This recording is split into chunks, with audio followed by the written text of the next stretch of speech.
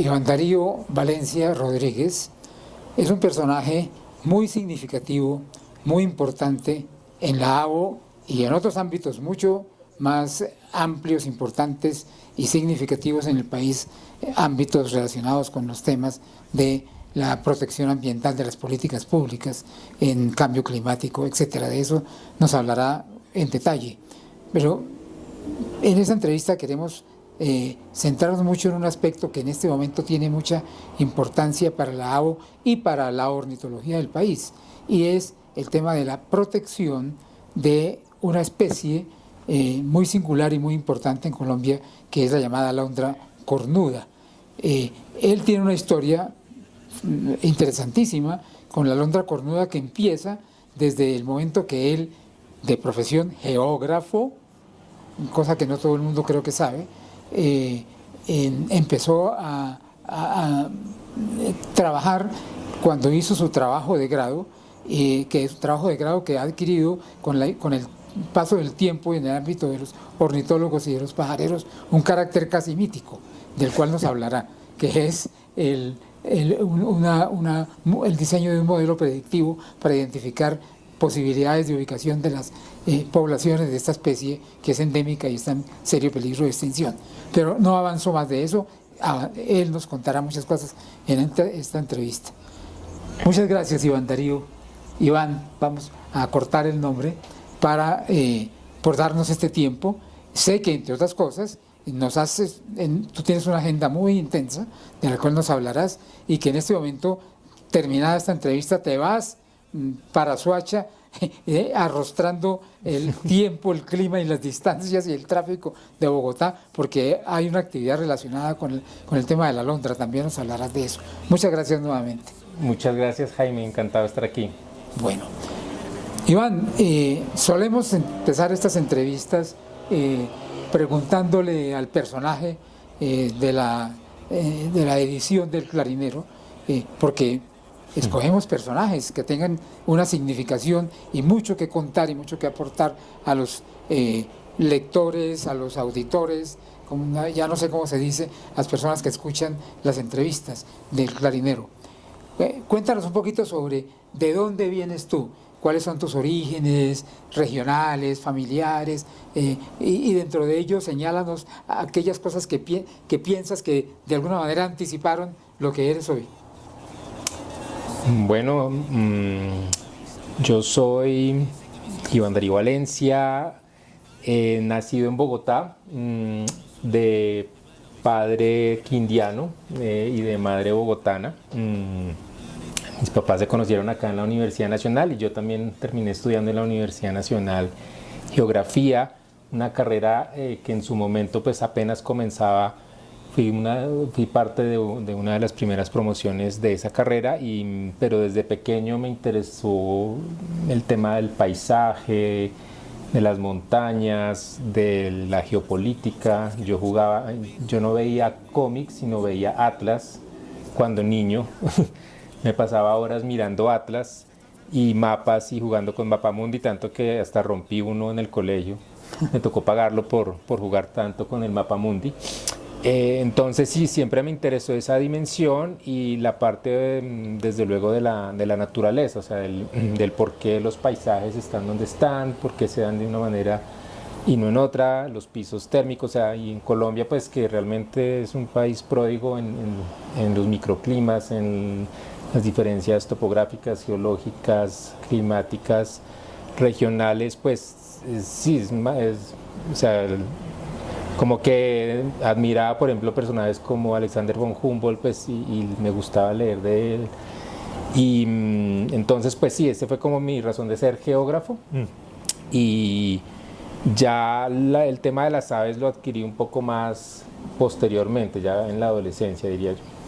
Y en tu infancia, además de ese interés que ya marca obviamente un camino, ¿tuviste experiencias de naturaleza? ¿Tus padres en la vida familiar hubo actividades que también de alguna manera condujeran hacia esa ruta?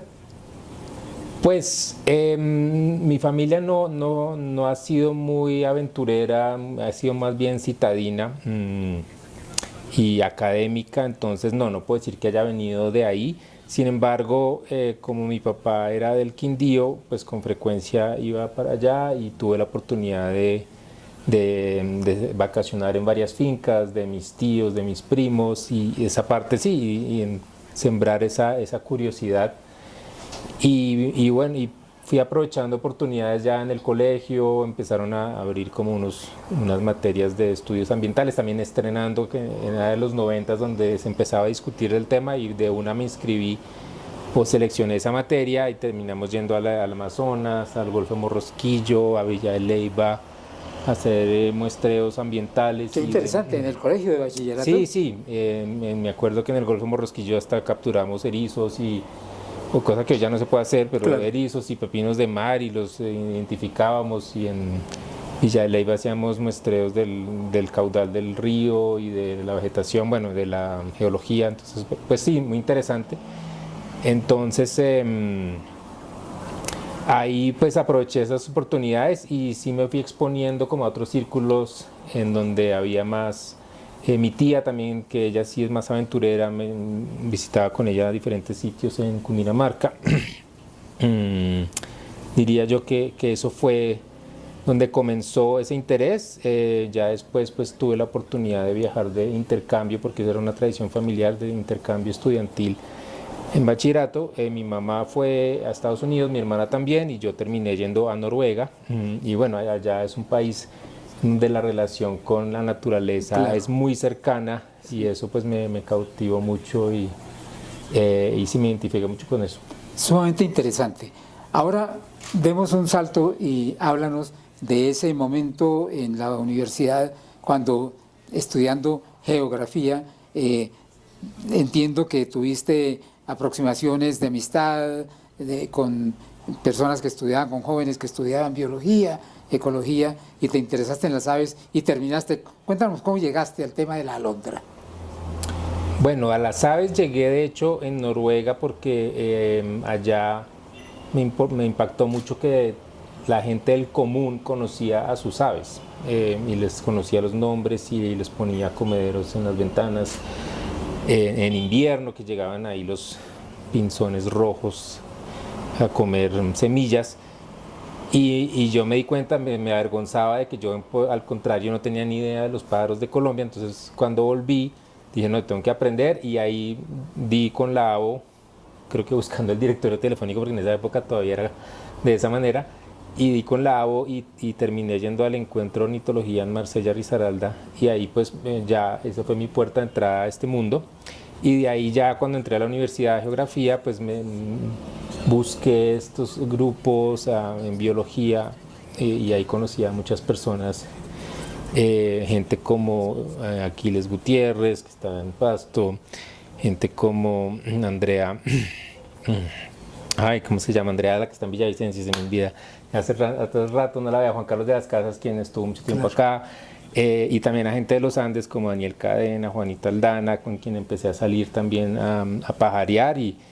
Y bueno, ya la alondra fue como un descubrimiento muy bonito, porque estábamos en una salida de campo de geografía, de geomorfología en Huasca, y ahí yo vi unas gravilleras llenas de agua, y pasando en el bus y nos bajamos a mirar como el río o algo así, y vi que estaba lleno de tinguas entonces yo dije no, tengo que decirles a los del agua que vengamos acá a mirar, porque estos son humedales artificiales que se ve que tienen muchas cosas. Entonces efectivamente volví ya con la gente de la ABO, y no solamente vimos en esas gravilleras grandes cosas, y allá estaba la tingua bogotana, pues que en ese momento estaba en un súper peligro crítico, pues lo sigue estando, pero en ese momento estaba aún peor. Esto era como el año 2000. Y luego, caminando un poco más en el embalse Tominé, más al sur, vimos un pajarito, me acuerdo que estaba con Luis Jorge Vargas, y yo decía, pero este parece como un copetón, pero también parece como un chirlovirlo. No me cuadraba con nada de lo que conocía. Y le pregunté a él, tampoco sabía, y de pronto se me encendió un bombillo y me acordé que Gary Stiles nos hablaba de la alondra, el conteo navideño, que se reportó hasta comienzos de los años 90 en el Parque Simón Bolívar, pero que ya no se había vuelto a ver, y yo dije, claro, esa debe ser, y efectivamente la busqué en el Hilti, y era, y yo dije, no, qué maravilla, nunca la había visto, y en esa época pues sin Iber no conocía ni el canto, ni la foto, ni nada, pues entonces pues sí, inmediatamente ya se volvió como un lugar de peregrinación a conocer la Tingua y la Alondra allá en Tominé, y hoy en día pues también la gente va a las gravilleras de Siecha, que ahí todavía sigue habiendo varias especies. Ese sitio ha cambiado mucho y ya no está la Alondra allí, pero bueno, esa es la historia. Pero cuéntanos un poquito entonces sobre qué es Alondra para nuestros oyentes que no tengan noticias sobre qué es Alondra, por qué es tan significativa, por qué es tan importante. Sí, pues la alondra que aquí está, esta réplica la conseguí en una tienda de antigüedades de Canadá, pues que encontré así de pura chiripa, y que obviamente no pude no comprarla. Pues claro, eso O no sea, me se costó un encuentra. dineral, pero bueno, la compré. Y la alondra es un ave muy particular porque es la única representante de la familia Alaudide en el Nuevo Mundo, en el Neotrópico, ¿no? Que es desde Guatemala hasta todo Sudamérica. Y que no solamente eso, sino que es una especie de una distribución muy restringida solamente en el altiplano cundiboyacense, y dentro del altiplano cundiboyacense aún más restringida a unos pocos lugares. Entonces, pues es toda una curiosidad evolutiva porque aquí es supremamente rara, pero también puede ser muy abundante en Asia Central, en Europa en algunas partes, en Estados Unidos en toda la zona de las praderas. Entonces allá es una especie relativamente común y acá tiene una subespecie muy específica, muy aislada. La población más cercana está en México. Entonces desde la perspectiva de la biogeografía pues es muy interesante porque es como una colonia que llegó acá cuando en la época del Pleistoceno, supongo, y que luego quedó atrapada por los cambios climáticos, cuando hubo la deglaciación, y acá todavía era un poco más seco y el resto de áreas ya se volvieron inhóspitas para ella, y ya dejó de existir en toda el área intermedia, que es todo Centroamérica. Y también es lo otro curioso del ave es como su hábitat, que es un hábitat que muy poca gente asocia con las aves, porque son hábitats abiertos, hábitats pelados, visualmente poco atractivos, uno diría. Son zonas secas, planas, con pedacitos de pasto, con piedras, rocas, donde hay suelo desnudo y ella corretea por el suelo, obtiene allá semillas, insectos, pero también son áreas muy abiertas, que uno después se da cuenta que eso sí es muy valioso, porque hay como que uno ve a 360 grados a la redonda, y esas áreas ya hoy son muy escasas. En casi todos los lugares hay obstáculos visuales, sean edificios, sean postes, sean árboles, hay algo. A ella le gusta como campo abierto donde uno... Y ahí entró tu instinto de geógrafo y entonces te pusiste a pensar en cuáles son las condiciones, las características de esos hábitats. Entonces eso te llevó al famoso modelo. Sí. Cuéntanos de ese proceso. Sí, bueno, pues uno como que después va perdiendo la memoria que fue primero, pero recuerdo que teníamos claro de que había estado en el Simón Bolívar cuando estaba siendo construido ese parque, que también estaba en la pista del aeropuerto El Dorado, porque ahí la habían visto. Y sí, cada vez que yo salgo en avión, miro a ver si la veo. Solamente una vez la he logrado ver desde la ventana del avión. Pero una vez sí tuve la fortuna de caminar la pista y registrar las alondras. Estaba en la laguna de Fúquene, entonces sí era como muy raro yo me preguntaba, bueno, qué tienen en común estos lugares. También se sabía que estaba en zonas secas, y pues la había leído del hábitat en Estados Unidos, en las praderas, en las estepas allá de Asia Central, o de las playas. También es de playa. ¿Sí? En Reino Unido se le llama shore lark. Ajá. En Estados Unidos se llama horned lark, entonces como acá alondra cornuda, y en España también es como de estepas. Entonces, bueno, ¿qué tienen en común todos estos lugares? Entonces sí, mi instinto de geógrafo, bueno, investiguemos qué tienen en común. Entonces ahí empecé a pensar en ese proyecto de grado para integrar esas dos pasiones de geografía y ornitología en biogeografía, porque pues biogeografía es una de las vertientes de la geografía que estudia como el por qué ocurren los ecosistemas, dónde ocurren y cuáles son esas relaciones y qué determina la existencia o ausencia de especies, de ecosistemas en diferentes sitios del planeta. Entonces, si yo entiendo bien, y tú me corriges si yo estoy inventando algo, porque yo tengo también un poco de fantasía, tú hiciste un modelo donde identificaste un conjunto de variables geográficas, o quizás hay otra expresión más correcta, pero yo la uso así, que permitirían predecir a dónde podría uno encontrar la alondra, y con ese modelo lo aplicaste a unos ámbitos geográficos, identificaste unas áreas donde con probabilidad se podría encontrar la alondra si se cumplían esas condiciones. Y la validación fue que fuiste o fueron a verificar, y en una proporción muy amplia, muy importante, de esas potenciales la encontraron efectivamente. Exacto. Entonces sí, el proceso fue, entonces teníamos los sitios históricos, teníamos los sitios actuales, que eran muy poquitos, que era Tominet. También pasamos por la Laguna de la Herrera y ahí la logré ver en unas playas de la Laguna de la Herrera. Teníamos, curiosamente, la alondra apareció, alguien la vio y yo después fui allá y también la vi en el portal de la 80 de Transmilenio, cuando apenas comenzaba Transmilenio, en un separador prácticamente de la... En el Parque El Tunal también estaba. Entonces muestré estos sitios y entonces muestré esos sitios y bueno, mirando cobertura, mirando la elevación, la pendiente. También me di cuenta, por mirando mapas del IGAC, que había una asociación fuerte con el tema de suelos, con el tipo de suelos arcillosos, suelos de poco drenaje. También de la pendiente, que pendientes planas, la alondra tú no la verás en unas laderas.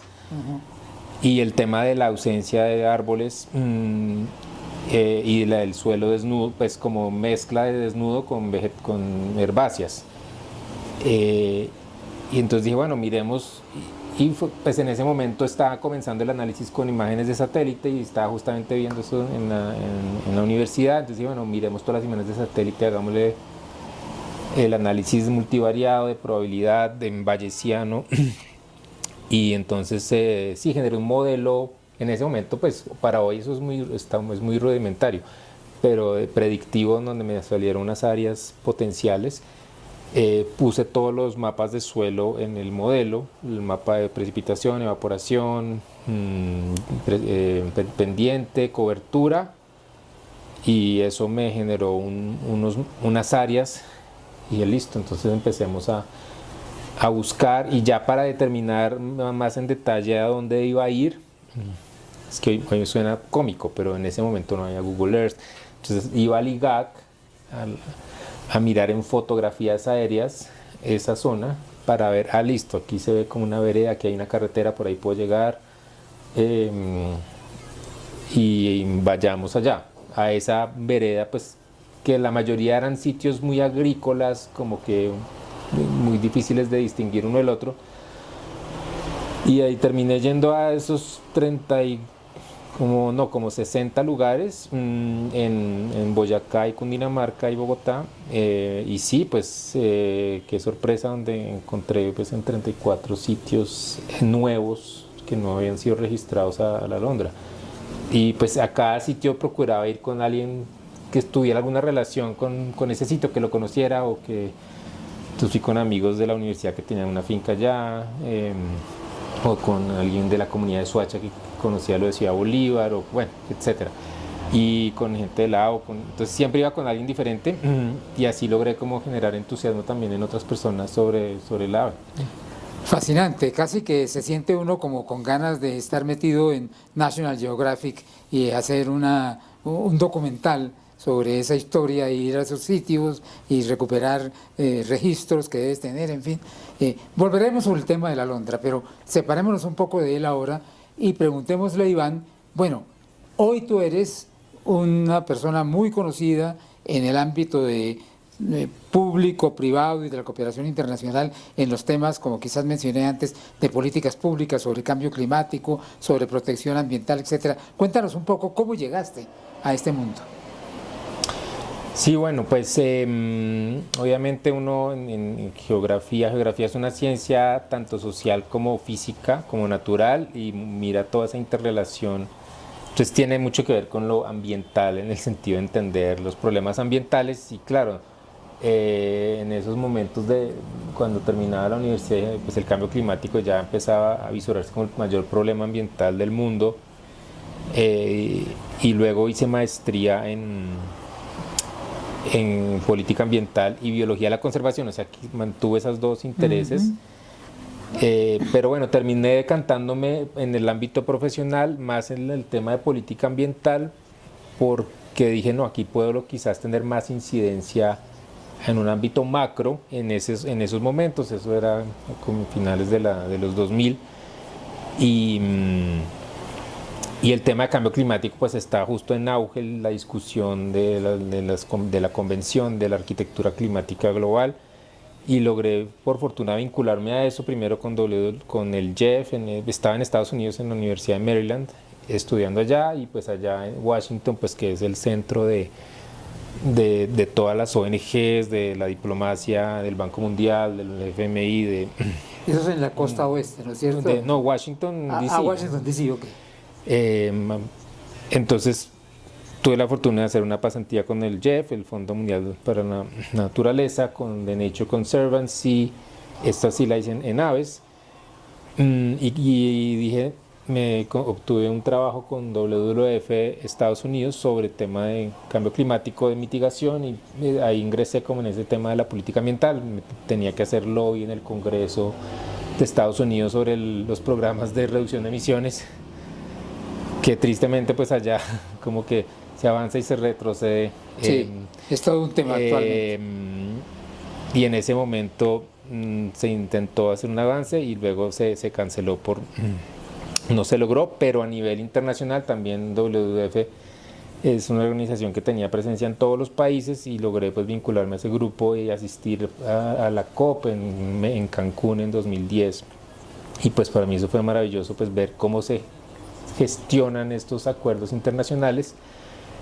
Y me interesó mucho ese tema, y estuve allá 2 años más. Luego volví a Colombia y logré vincularme con el Ministerio de Ambiente justamente como negociador en la Oficina de Asuntos Internacionales, y tuve pues la fortuna de negociar por Colombia el mecanismo REDD+, que es el de protección de bosques, de reducción de emisiones por deforestación.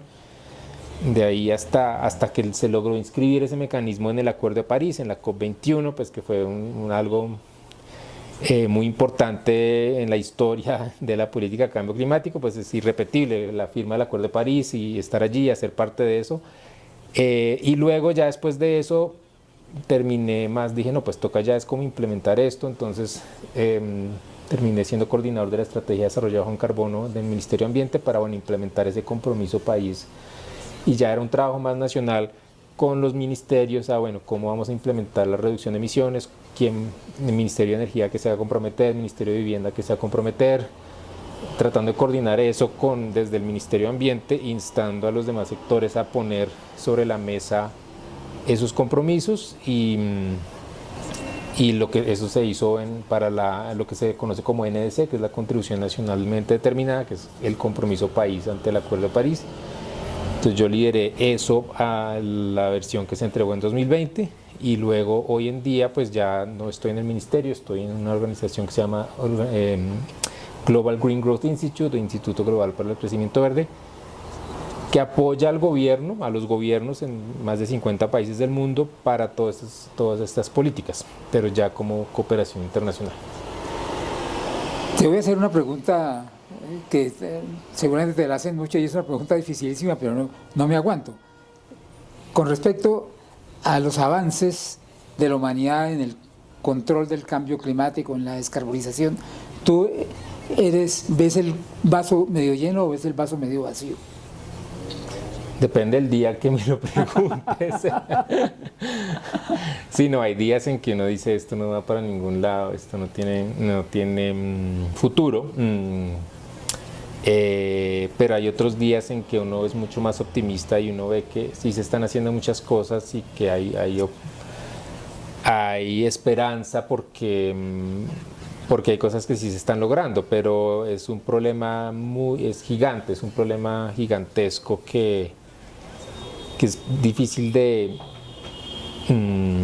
pues incluso para uno como individuo de comprender y psicológicamente es muy complejo porque casi que la negación es algo como que es de autoprotección de las personas, ¿no? Sí.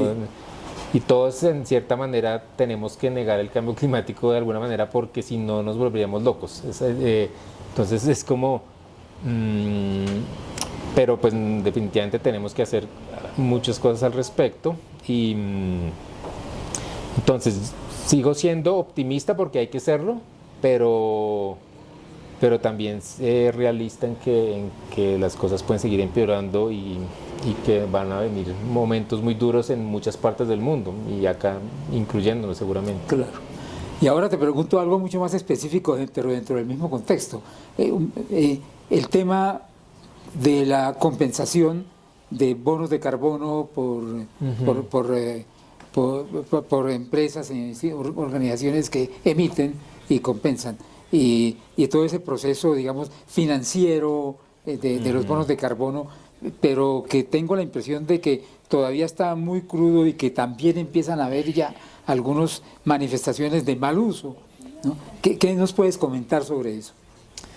Sí, pues justamente ahora estoy trabajando en ese tema, liderando un proyecto de preparación del país para el mercado de carbono que se creó en el Acuerdo de París, que es entre los países, que no es el que opera actualmente, que es voluntario más que todo para las empresas o los individuos, sino este es para los países.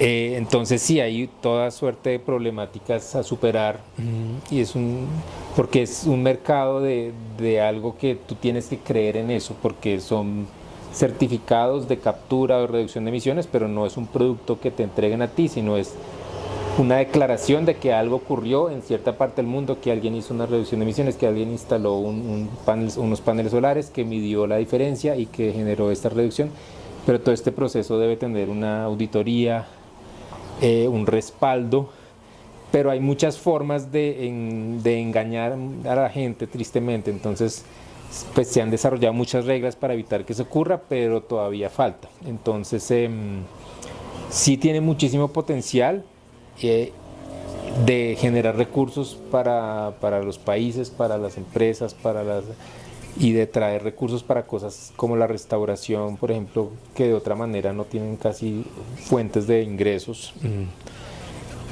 Pero los costos de monitoreo son altos y todavía entonces estamos en esa discusión a nivel global. De los procesos de certificación. Sí, de cuánto vale y de cómo y quién va a pagar por todo eso y de cuán elevados van a ser los precios. Todavía está comenzando este nuevo mercado.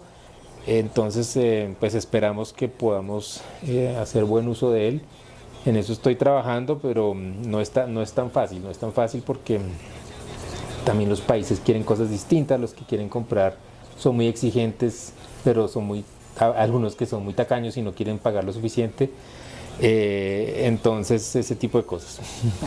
Entonces, se me ocurre aquí un comentario de Lego, que es un proceso que tiene ciertas analogías con el proceso que tuvo el concepto de fair trade, ¿no? de promover producciones limpias ecológicamente y que hubiera un reconocimiento del mercado para eso, pero todo eso requería procesos de certificación, de verificación, y tengo la impresión de que eso se ha ido consolidando, digamos, razonablemente, y confiamos entonces en que en este caso también, a través de trabajo como el que tú mismo haces, se vaya avanzando. Yo creo que sí, y lo importante es que se vayan decantando y que los que lo están haciendo mal vayan quedando a un lado y que los que lo están haciendo bien puedan realmente prosperar en este mercado y ser los que reciban pues de la mayor demanda, ¿no? Pero se requiere también mucha educación de los que compran y de todo el sistema y para entender bien el mercado. Bueno, y como somos pajareros, te pregunto sobre tu pajarero desde dos perspectivas. Tu pajarero en ese ámbito de recorrer el mundo en reuniones, en congresos, en COPs y ese tipo de cosas. Ya hace un rato nos comentaste que en Noruega, ¿fue en Noruega? Te dio vergüenza que allá sabían mucho de aves y que tú no podías contar nada sobre las aves de Colombia. Ahora espero que ya puedas intercambiar más generosamente eso. Cuéntanos un poco sobre eso y también métenos algo acerca del papel de las aves en todos estos procesos de mitigación, de estudio, de análisis, de activismo. Sí, bueno, pues las aves, digamos, una parte que no mencioné fue el tema de los humedales. Yo también cuando comencé el trabajo, cuando comencé a interesarme por las aves en Bogotá, bueno, por vivir en Bogotá, obviamente de entrada en esas épocas de finales de los años 90 de inmediato salieron, era la época en donde en ese momento la alcaldía, creo que era de Peñalosa, y donde empezaban a florecer las luchas comunitarias por los humedales, pero muy en el Humedal La Conejera, con la Fundación Humedal La Conejera que fue creada en ese momento y que estaban luchando contra los rellenos, las invasiones. También lo del Humedal de Córdoba, que empezaba a aflorar una comunidad en torno a eso y en torno a las aves, pero que había mucho desdén de parte de las autoridades en esos momentos y desinterés. La gente no tenía ni ideas, la gente veía eso como unos pantanos malolientes y no más.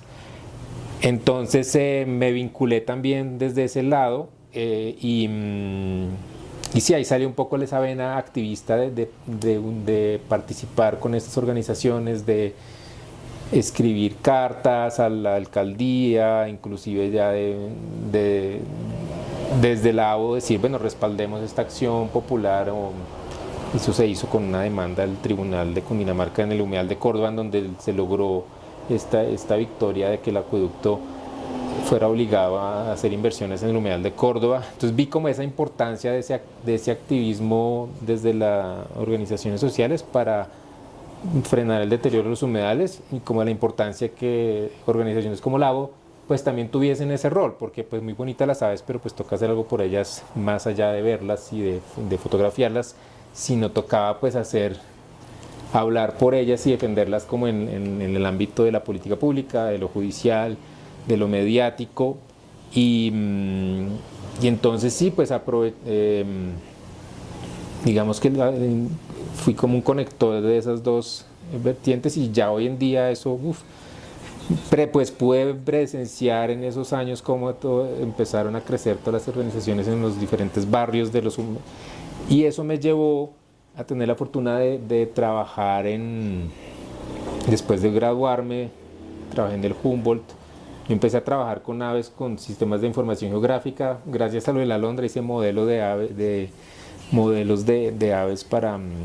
distribución de aves en los Andes, en el Humboldt, con mi supervisora de tesis, la profesora Dolores Armenteras, quien estaba en el Humboldt en ese momento, y de allí salió todo lo que eventualmente sería los biomodelos que ya son mucho más sofisticados en el Humboldt. Pero después me salió un trabajo en la convención de Ramsar en Suiza para los humedales. Gracias a ese trabajo de activismo logré pues tener esa oportunidad y pues allí pude visitar muchos humedales en diferentes partes del mundo. Yo era como el que revisaba las aplicaciones de los países de América Latina, de toda América, de hecho América del Norte, América Latina, de los sitios Ramsar, que en ese momento se estaban como gestionando muchos sitios Ramsar, entonces recibí las postulaciones de México, de Canadá, de Estados Unidos, de Colombia, y las revisaba y pues y ahí aprendí mucho de la problemática de las aves en los humedales. Entonces me interesaron, digamos que del lado del pajareo, tengo un sesgo fuerte hacia los humedales.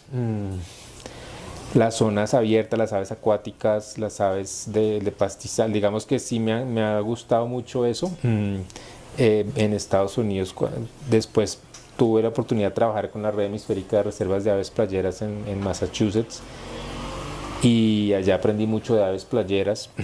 Por allá en esa zona se ven Pues unas yo no, congregaciones hermosas de todos los playeros y los caliris. no puedo dejar de mencionar algo personal, y es que en un viaje de hace algunos años que tuve oportunidad de hacer por las zonas Sí. atlánticas de los Estados Unidos, pues Iván me conectó con algunos personajes, en concreto uno cuyo nombre ahorita no me viene a la Ryan. cabeza, Ryan, uno de los especialistas más importantes en aves playeras de los Estados Unidos, y yo me sentía, como quizás tú te sentías en Noruega, me sentía avergonzadísimo de que, porque yo iba como un pajarero colombiano y yo no tenía ni idea de nada, y él trataba de explicarme cosas.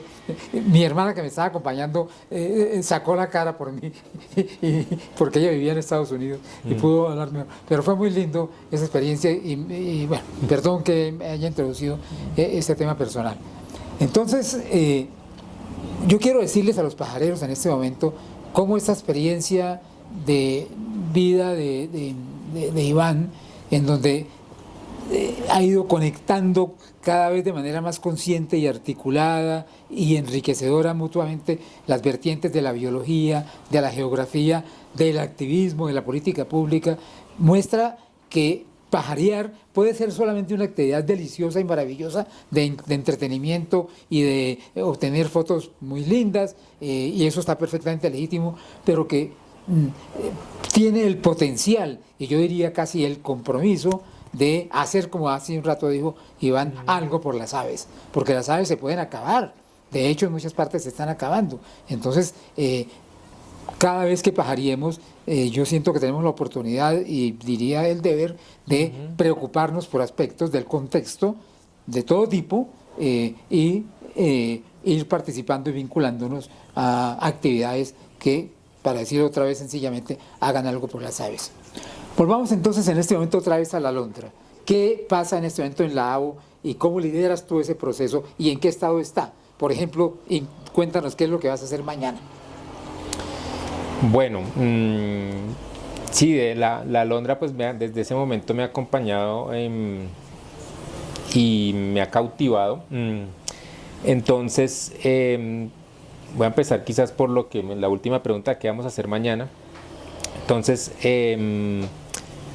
hay una tesista española, perdón, colombiana, pero que está haciendo su tesis en España, María Clara, te debo el apellido en este instante, que trabajó con loros acá en Colombia con una fundación española, la Fundación Vida Silvestre, y se interesó por trabajar con la alondra y con la pregunta de investigación de si la subespecie de la alondra Nemófila alpestris peregrina, ese es el nombre científico, es una especie diferente, independiente, o si sigue siendo una subespecie de Erimófila alpestris.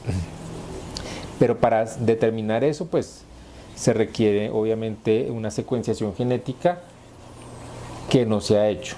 Entonces justamente ella viene, de hecho está desde hoy empezó el trabajo en Soacha, en los cerros colindantes a Cerro Seco en Ciudad Bolívar, para tratar de capturar a unos individuos, extraerles sangre, anillarlos y obtener pues las muestras para ese análisis genético. También se va a hacer lo mismo en la represa de la Copa en Boyacá, y entonces yo voy a acompañar la voy a acompañar mañana en Soacha y luego el fin de semana en Boyacá.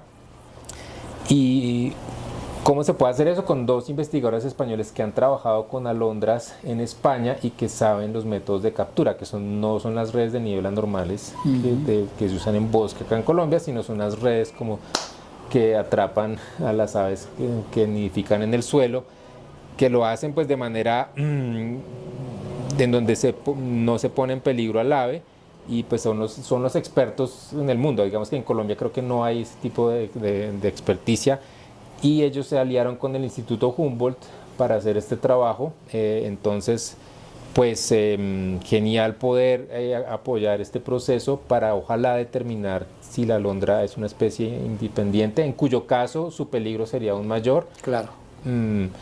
Entonces estamos en eso. Y la ABO pues está liderando el proyecto Alondra ya hace varios años.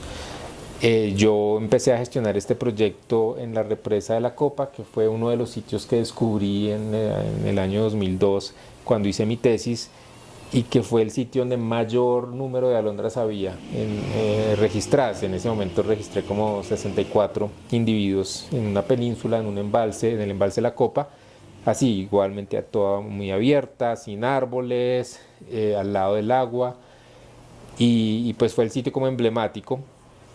Y yo como viví 10 años prácticamente de fuera del país, pues eso se quedó así. Cuando volví, como que ocasionalmente fui y dije, no, pues aquí toca hacer algo, y poco a poco empecé a gestionar cosas. Sin embargo, es una situación institucional muy difícil porque es un sitio que no es, cuyo tenencia de la tierra es un poco complicado porque es del Estado, pero de la ADR, que es la Agencia de Desarrollo Rural, que no es una entidad que no tiene misión de conservación, sino de riego, de misión de agricultura, y que fue pues muy difícil como gestionar ese interés de ellos para apoyar este proceso, y también por los cambios institucionales, y cuando uno lograba el interés del jefe de turno, pum, lo cambiaban. Sí. Y eso varios años así, pero poco a poco como que hemos logrado atraer, y ya Corpoboyacá está muy interesado y trabajándole destinando recursos. La UPTC también se ha vinculado. Nosotros ya hay un plan de manejo diseñado por la ADR y que está siendo evaluado por Corpoboyacá. Entonces estamos haciendo una gestión institucional importante para lograr la protección efectiva del área, porque en este momento no tiene protección efectiva. Es un área que abierta en donde la gente puede ir, pero también hay varias amenazas sobre la alondra allí. Entonces estamos haciendo un trabajo institucional, pero también ya haciendo trabajo comunitario. Justamente hace 15 días o 20 días estuvimos en un festival de danzas de Toca, en donde tuvimos un espacio para hablar de la alondra, desfilamos con unas máscaras. Entonces ya hay mucho interés, mucho conocimiento. Y de hecho, la AO decidió que esta edición del Clarinero esté dedicada completamente al tema de la alondra, y por eso mucha más información de la que nos está dando y complementaria de la que nos está dando Iván se va a encontrar si a ustedes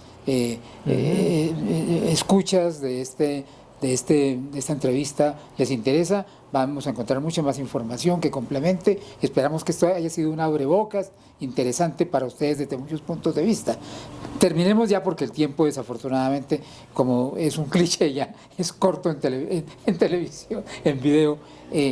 Danos en 2 minutos tu visión, tu perspectiva de cómo en este proyecto, en ese trayecto que tú has tenido con la AO, que ya es largo, ¿cómo la has visto evolucionar? ¿Hacia dónde va? ¿Cómo la ves ahora? ¿Qué potenciales, qué riquezas, qué fallas también y qué dificultades tiene? Bueno, sí, pues un infinito agradecimiento a la AO por ser una comunidad que ya me ha acompañado ya pues desde 1996 cuando ingresé. Bueno, estuve un hiato de 9 años en donde no estuve, pero sí es una familia, al fin y al cabo, de pajareros, de ornitólogos. Sí he visto evolucionar, comenzó siendo más académica, diría yo, más científica, ornitólogos, estudiantes de biología en su mayoría, y luego fue creciendo el componente de pajareros aficionados, y también poco a poco también se empezaron a sumar las activistas comunitarios que ya originados de lugares específicos donde hay muchas aves, y pues que regularmente visitamos. Y luego ya se amplió mucho más el círculo a mucha más gente interesada en las aves, y sobre todo los que les interesa fotografiar las aves y avistarlas. Y también me ha gustado que y pues lo relaciono con la ponencia que vimos en Armenia, en Heleno, sobre el perfil de los de los avistadores de aves, sí, como un perfil muy variado, con mucha variación, diversidad generacional, en donde hay niños, hay jóvenes, hay adultos, hay gente, adultos mayores, y donde todos, y también de diferentes estratos sociales, de diferentes ocupaciones. Eso me gusta mucho porque es raro en Colombia que haya una actividad que congregue a gente tan diversa. ¿Cómo la veo? Pues la veo bien, próspera. Creo que